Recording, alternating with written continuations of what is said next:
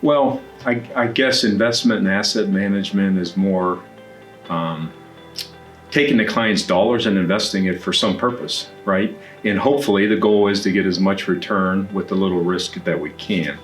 But that's just one component, and it's an important component. But when you take a step back, the wealth management is much broader. It really looks at that component, but you have to tie that into how does that mix in with the income tax planning, the estate planning, their asset protection. So as a component, very important on the investment management side, but the wealth management, or what we like to refer to as the financial planning process, is much more holistic, and you really need to take a step back.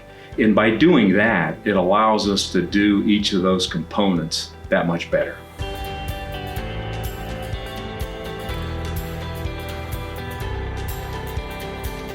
So we're structured at HBKS Wealth Advisors as a registered investment advisory firm.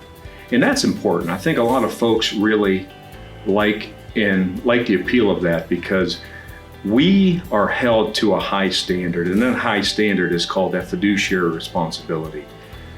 Simply put, that means we must put the client's best interest forward in everything that we do. So we eliminate the conflicts of interest.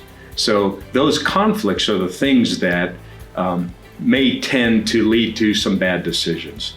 So as an RIA firm, we don't have any of those conflicts of interest. Whereas the broker-dealer world, their standard is not that fiduciary standard. They're held to a standard referred to as a suitability standard. And that means the investment has to be suitable, not necessarily in your best interest, but it has to be suitable.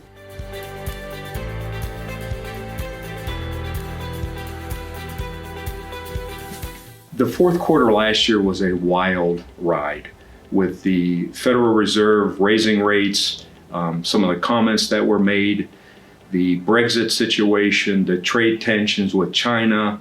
There was a lot of stuff going on, and there was a lot of concern about the U.S. economy slowing down, the global growth slowing down. So that really caused the market to sell off to the tune of about 20%. So that was fast and fierce, and we hadn't seen that volatility for quite some time. But the important aspect of that is if you don't have an appropriate plan in place, you may have exited and lost that 20%. But the global growth improved a little bit in the first quarter.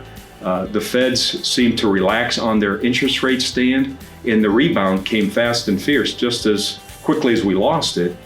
If you got out, you missed the recovery. But the market did come back quite a bit in the first quarter so far. So what we're looking at now is a market now that's up over 10%.